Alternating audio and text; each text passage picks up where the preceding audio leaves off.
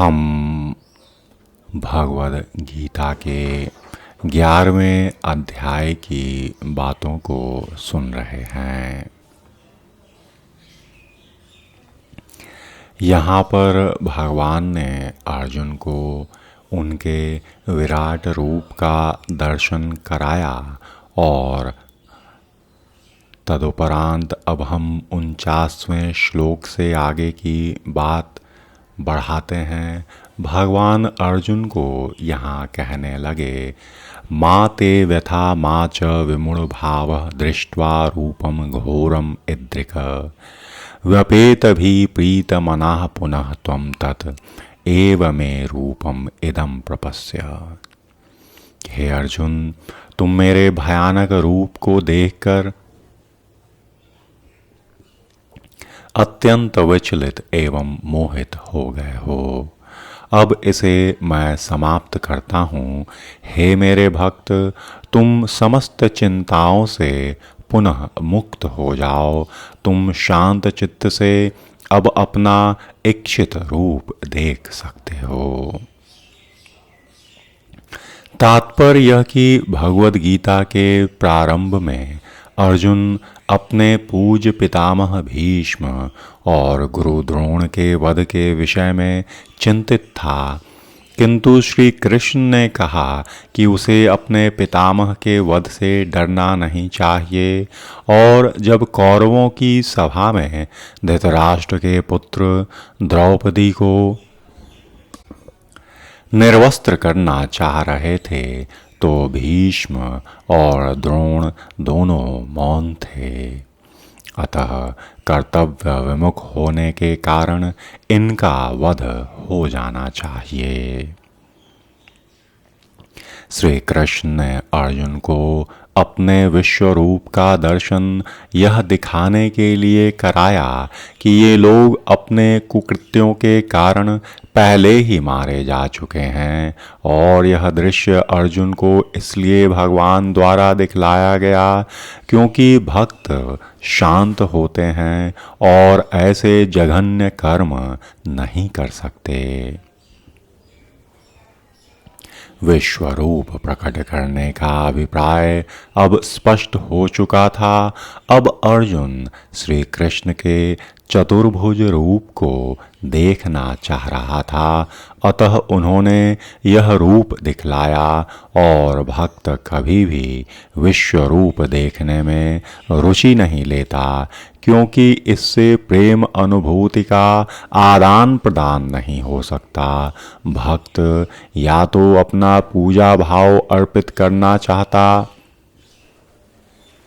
या दो भुजा वाले श्री कृष्ण का दर्शन करना चाहता है, जिससे वह भगवान के साथ साथ प्रेम भक्ति का आदान प्रदान कर सके। 50वें श्लोक में संजय कहने लगे, इति अर्जुनम वासुदेवः तथा उक्त्वा स्वकं रूपं दर्शयाम आस भूयः आश्वास्याम आस च भीतम् एनं भूत्वा पुनः सौम्य वपु महाआत्मा।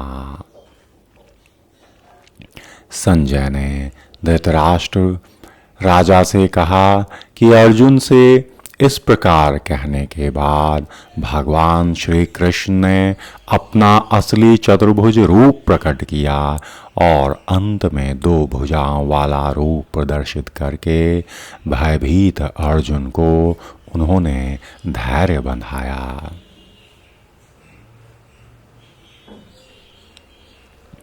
तात्पर्य यह कि जब श्री कृष्ण वसुदेव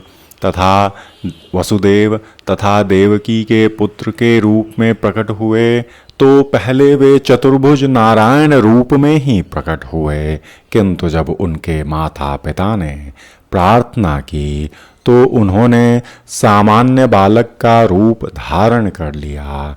और उसी प्रकार श्री कृष्ण को ज्ञात था कि अर्जुन उनके चतुर्भुज रूप को देखने का इच्छुक नहीं है, किंतु चूंकि अर्जुन ने उनको इस रूप में देखने की प्रार्थना की थी, अतः श्री कृष्ण ने पहले अपना चतुर्भुज रूप दिखलाया और फिर वे अपने दो भुजाओं वाले रूप में प्रकट हुए। और सौम्य वपु शब्द अत्यंत महत्वपूर्ण है। इसका अर्थ है अत्यंत सुंदर रूप। जब श्री कृष्ण विद्यमान थे तो सारे लोग उनके रूप पर ही मोहित हो जाते थे। और चूंकि श्री कृष्ण इस विश्व के निर्देशक हैं, अतः उन्होंने अपने भक्त अर्जुन का भय दूर किया और पुनः उसे अपना सुंदर सौम्य रूप दिखलाया। ब्रह्म संहिता में कहा भी गया है कि प्रेमांजन चक्षु ऋत भक्ति विलोचनेन, कि जिस व्यक्ति की आंखों में प्रेम रूपी अंजन लगा है वही श्री कृष्ण के सौम्य रूप का दर्शन कर सकता है। अर्जुन आगे कहने लगे, दृष्ट्वा इदं मानुषं रूपं तव सौम्यं जनार्दन, इदानीम अस्मि संवृत्तः सचेता प्रकृतिम गतः। जब अर्जुन ने श्री कृष्ण को उनके आदि रूप में देखा तो कहा, हे जनार्दन, आपके इस अति सुंदर मानवीय रूप को देखकर मैं अब स्थिर चित्त हूँ और मैंने अपनी प्राकृत अवस्था प्राप्त कर ली है। तात्पर्य कि यहाँ पर प्रयुक्त मानुषम रूपम शब्द स्पष्टतः सूचित करता है कि भगवान मूलतः दो भुजाओं वाले हैं। जो लोग श्री कृष्ण को सामान्य व्यक्ति मानकर उनका उपहास करते हैं, उनको यहाँ पर भगवान की दिव्य प्रकृति से अनभिज्ञ बताया गया है। और यदि श्री कृष्ण मनुष्य होते तो उनके लिए पहले विश्व रूप और फिर चतुर्भुज नारायण रूप दिखा पाना कैसे संभव हो पाता। अतः भगवद गीता में यह स्पष्ट उल्लेख है कि जो श्री कृष्ण को सामान्य व्यक्ति मानता और पाठक को यह कहकर भ्रांत और भ्रमित करता है कि श्री कृष्ण के भीतर का निर्विशेष ब्रह्म बोल रहा, वह सबसे बड़ा अन्याय करता। श्री कृष्ण ने सचमुच अपने विश्व रूप को तथा चतुर्भुज विष्णु रूप को प्रदर्शित किया, तो फिर वे किस तरह सामान्य पुरुष हो सकते हैं। शुद्ध भक्त कभी भी ऐसी गुमराह करने वाली टीकाओं से विचलित नहीं होते, क्योंकि वह वास्तविकता से अवगत रहते हैं और भगवद गीता के मूल श्लोक सूर्य की भांति स्पष्ट हैं और मूर्ख टीकाकारों को उन पर प्रकाश डालने की कोई आवश्यकता नहीं। फिर 52वें श्लोक में भगवान कहने लगे कि सुदूरदर्शन इदम रूपम दृष्टवान असि यत मम देवा अपि अस्य रूपस्य नित्यम दर्शन कांक्षिणः। श्री भगवान ने कहा, हे अर्जुन, तुम मेरे जिस रूप को इस समय देख रहे हो उसे देख पाना अत्यंत दुष्कर है। यहाँ तक कि देवता भी इस अत्यंत प्रिय रूप को देखने की ताक में रहते हैं। तात्पर्य कि इस अध्याय के 48वें श्लोक में प्रथमतः भगवान श्री कृष्ण ने अर्जुन को अपना विश्व रूप दिखाना बंद किया और अर्जुन को बताया कि अनेक तप यज्ञ आदि करने पर भी इस रूप को देख पाना असंभव है। और अब वे सुदूरदर्शन का शब्द का उपयोग कर रहे, जो सूचित करता कि श्री कृष्ण का दुभिज रूप और अधिक गूढ़ है। कोई तपस्या, वेद अध्ययन तथा दार्शनिक चिंतन आदि विभिन्न क्रियाओं के साथ थोड़ा सा भक्ति तत्व मिलाकर श्री कृष्ण के विश्व रूप का दर्शन तो संभवतः कर सकता, लेकिन भक्ति तत्व के बिना यह संभव नहीं कि वह भगवान के सहज द्विभुज मानव रूप का दर्शन कर सके। फिर भी विश्व रूप से आगे भगवान का द्विभुज रूप है, जिसे ब्रह्मा जी, शिव जी जैसे बड़े बड़े देवताओं द्वारा भी देख पाना और भी कठिन है। वे उनका दर्शन करना चाहते हैं और श्रीमद् भागवत में प्रमाण है कि जब भगवान अपनी माता देवकी के गर्भ में थे तो स्वर्ग के सारे देवता भगवान श्री कृष्ण के चमत्कार को देखने के लिए आए और उन्होंने उत्तम स्तुतियां की, यद्यपि उस समय वे दृष्टिगोचर नहीं थे। वे उनके दर्शन की प्रतीक्षा करते रहे। मूर्ख व्यक्ति उन्हें सामान्य जन समझकर भले ही उनका उपहास कर ले और उनका सम्मान न करके उनके भीतर स्थित किसी निराकार कुछ का सम्मान करे, किंतु यह सब मूर्खतापूर्ण व्यवहार है। भगवान श्री कृष्ण के द्विज रूप का दर्शन तो ब्रह्मा जी, शिव जी जैसे देवता तक करना चाहते हैं और भगवद गीता में इसकी पुष्टि भी हुई कि अवजानन्ति मां मूढ़ा मानुषी तनुमाश्रितम, कि जो लोग उपहास करते वे उनके दृश्य नहीं देख सकते और श्री कृष्ण का तो शरीर ही सच्चिदानंद स्वरूप है। उनका शरीर कभी भी भौतिक शरीर जैसा नहीं होता, किंतु जो लोग भगवद गीता या इसी प्रकार के वैदिक शास्त्रों को पढ़कर श्री कृष्ण का अध्ययन करते उनके लिए श्री कृष्ण समस्या बने रहते। जो भौतिक विधि का प्रयोग करता उसके लिए श्री कृष्ण एक महान ऐतिहासिक पुरुष और अत्यंत विद्वान चिंतक हैं। यद्यपि वे सामान्य व्यक्ति हैं और इतने शक्तिमान होते हुए भी उन्हें भौतिक शरीर धारण करना पड़ा। अंततो गत्वा वे परम सत्य को निर्विशेष मानते, अतः वे सोचते हैं कि भगवान ने अपना निराकार रूप से ही साकार रूप किया और परमेश्वर के विषय में ऐसा अनुमान भौतिकतावादी और काल्पनिक भी है। जो लोग ज्ञान की खोज में हैं वे भी भगवान श्री कृष्ण का चिंतन करते हैं और उन्हें उनके विश्व रूप से कम महत्वपूर्ण मानते हैं। इस प्रकार कुछ लोग सोचते हैं कि अर्जुन के समक्ष श्री कृष्ण का जो रूप प्रकट हुआ था वह उनके साकार रूप से अधिक महत्वपूर्ण है।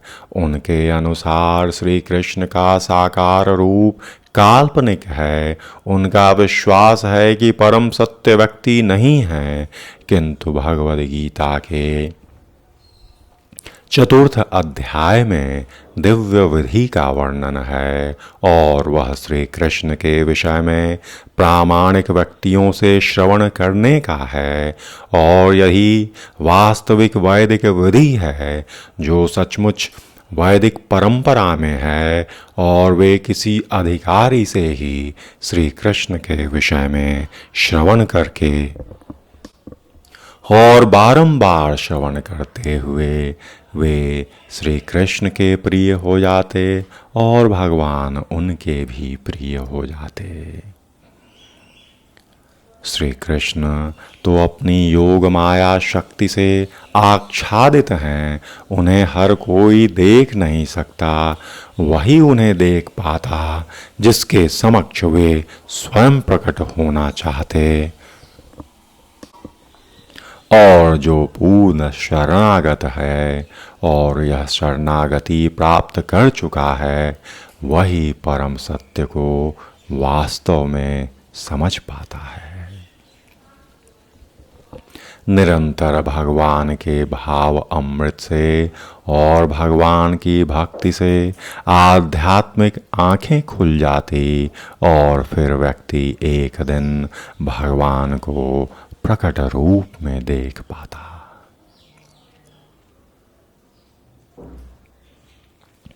ऐसा प्राकट्य देवताओं तक के लिए दुर्लभ है। वे भी उन्हें नहीं समझ पाते, उनके दुभिज रूप के दर्शन की प्रतीक्षा में रहते। निष्कर्ष यह निकला कि यद्यपि श्री कृष्ण के विश्व रूप का दर्शन कर पाना अत्यंत दुर्लभ है और हर कोई ऐसा नहीं कर सकता, किंतु उनके श्याम सुंदर रूप को समझ पाना, जो सरलतम सहज मानव का ही रूप है, यह दर्शन तो और भी कठिन है।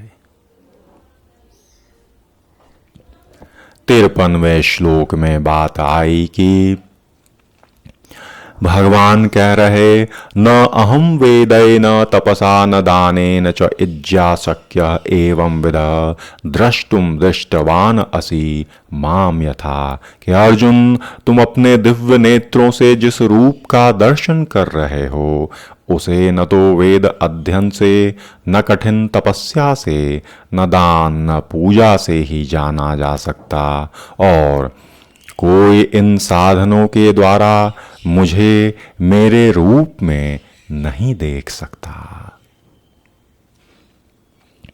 तात्पर्य कि भगवान श्री कृष्ण पहले अपनी माता देवकी तथा पिता वासुदेव के समक्ष चतुर्भुज रूप में प्रकट हुए थे, और तब उन्होंने अपना द्विभुज रूप धारण किया था। जो लोग नास्तिक हैं या भक्ति विहीन हैं, उनके लिए इस रहस्य को समझ पाना अत्यंत कठिन है, और जिन विद्वानों ने केवल व्याकरण विधि से या कोई शैक्षिक योग्यताओं के आधार पर वैदिक साहित्य का अध्ययन किया, वे भगवान श्री कृष्ण को नहीं समझ सकते। ना ही वे लोग भगवान को समझ सकते जो मात्र औपचारिक पूजा हेतु मंदिर जाते। वे भले ही वहां पहुंच जाते, मगर वे भगवान के असली रूप को नहीं समझ सकेंगे। भगवान को तो केवल भक्ति मार्ग से ही समझा जा सकता, और जैसा कि स्वयं भगवान ने अगले श्लोक में अर्जुन को कहा, भक्त्या तु अनन्या शक्य अहम एवं विधि अर्जुन ज्ञातुम द्रष्टुम च तत्त्वेन प्रवेष्टुम च परन्तप। हे अर्जुन, केवल अनन्य भक्ति द्वारा मुझे उस रूप में समझा जा सकता जिस रूप में मैं तुम्हारे समक्ष खड़ा हूँ, और इसी प्रकार मेरा साक्षात दर्शन भी किया जा सकता। केवल इसी विधि से तुम मेरे ज्ञान के रहस्य को पा सकते हो। तात्पर्य यह कि श्री कृष्ण को केवल अनन्य भक्ति योग द्वारा समझा जा सकता है, और इस श्लोक में वे इसे स्पष्टतया कहते हैं कि जिससे ऐसे अनाधिकारी टीकाकार जो भगवद गीता को केवल कल्पना के द्वारा समझना चाहते, यह जान सकें कि वे समय का अपव्यय कर रहे। कोई यह नहीं जान सकता कि वे किस प्रकार चतुर्भुज रूप में माता के गर्भ से उत्पन्न हुए और फिर तुरंत ही 2 भुजाओं वाले रूप में बदल गए। ये बातें न तो वेदों के अध्ययन से जानी जा सकती, न दार्शनिक चिंतन द्वारा। अतः यहाँ स्पष्ट कहा गया कि न तो कोई उन्हें देख सकता, न उनकी बातों का रहस्य ही समझ सकता। किंतु जो लोग वैदिक साहित्य के अनुभवी विद्यार्थी हैं और अनेकों प्रकार से वैदिक ग्रंथों को जानते और अनेक विधि विधानों को जानते हुए यदि उसमें लिखे विधियों का पालन करेंगे, तप करेंगे, कठिन तपस्या के हेतु भगवान श्री कृष्ण के पूजन और आराधना करेंगे, अनेकों उपवास करेंगे, दान करेंगे और मानवता के लिए भगवद भाव में रहकर संसार की सेवा करेंगे, वे एक न एक दिन इस दर्शन की पात्रता स्वीकारे। भगवान उनके दर्शन की पात्रता एक दिन स्वीकार कर लेंगे। रूप गोस्वामी ने भगवान चैतन्य की प्रशंसा परम दानवीर के रूप में की है, क्योंकि उन्होंने श्री कृष्ण प्रेम का मुक्त रीति से विस्तार किया, जिसे प्राप्त कर पाना बहुत कठिन है। अतः यदि कोई भगवद भावामृत का प्रचार करने वाले व्यक्तियों को अपना धन दान करता और सहयोग करता, तो यह दान संसार का सबसे बड़ा दान है। और कोई मंदिर में जाकर विधि पूर्वक पूजा करता, तो यह भगवान की पूजा और उनके सम्मान प्रदान करके उन्नति करने का अवसर है। और भगवान की भक्ति हेतु आरंभ में मंदिरों में पूजा अनिवार्य है, जहाँ पर जिसकी पुष्टि श्वेताश्वर उपनिषद में हुई कि यस्य देवे परा भक्तिर यथा देवे तथा गुरो तस्य ते कथिता ह्यार्था प्रकाशन्ते महात्मनः, कि जिसमें भगवान के लिए अविचल भक्ति भाव होता और जिसका मार्गदर्शन गुरु करते हैं, जिसमें भी उसकी वैसी ही अविचल श्रद्धा होती, वह भगवान का दर्शन प्रकट रूप में कर सकता। मनोधर्म द्वारा श्री कृष्ण को नहीं समझा जा सकता। प्रामाणिक गुरु ही मार्गदर्शन दे सकते और उसके लिए श्री कृष्ण को समझने का शुभारंभ कर पाना सरल है, जिनके पास गुरु हैं। भगवान का चतुर्भुज रूप और द्विभुज साक्षात रूप अर्जुन को दिखाए गए क्षणिक विश्व रूप से सर्वथा भिन्न है। भगवान नारायण का चतुर्भुज रूप और श्री कृष्ण का द्विभुज रूप दोनों ही शाश्वत और दिव्य है, जबकि अर्जुन को दिखलाया गया विश्व रूप नश्वर है। सुदूरदर्शन शब्द का अर्थ है देख पाने में कठिन, जिससे पता चलता है कि इस विश्व रूप को किसी ने नहीं देखा था। इससे यह भी पता चलता है कि भक्तों को इस रूप को दिखाने की आवश्यकता भी नहीं थी। इस रूप को श्री कृष्ण ने अर्जुन की प्रार्थना पर दिखाया था, जिससे भविष्य में यदि कोई अपने को भगवान का अवतार कहे तो लोग उससे कह सकें कि अपना विश्व रूप दिखाएं।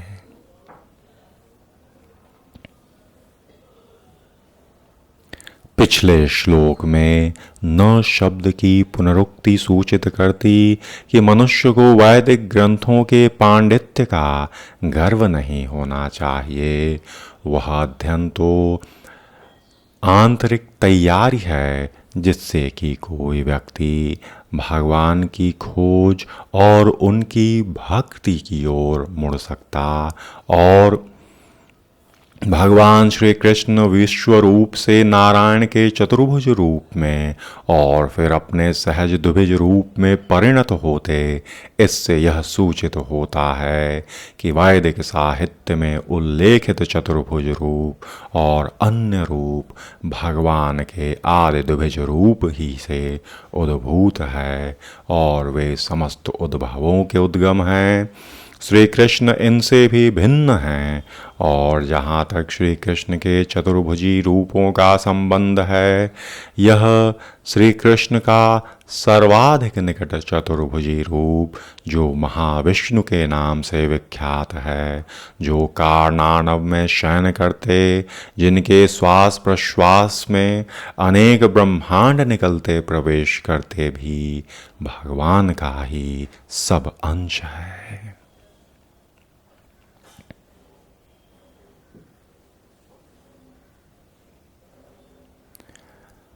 भगवान को गोविंद रूप में, कृष्ण रूप में पूजन उनका करना जो समस्त कारणों के कारण हैं और सच्चिदानंद स्वरूप हैं और गोपाल तपनी उपनिषद में भी कहा गया, सच्चिदानंद रूपाय कृष्णया क्लिष्ट कारिणे नमो वेदांत वेद्याय गुरुवे बुद्धि साक्षिणे। मैं श्री कृष्ण को प्रणाम करता हूँ जो सच्चिदानंद स्वरूप हैं। मैं उनको नमस्कार करता हूँ क्योंकि उनको जान लेने का अर्थ है समस्त वेदों को जान लेना। वे ही परम गुरु परम देवता हैं, भगवान हैं, पूज्य हैं, अनंत रूप अंश रूप सर्वरूप में यहाँ उपस्थित हैं। उनका न कोई आदि और न अंत है, वे ही सब कुछ हैं।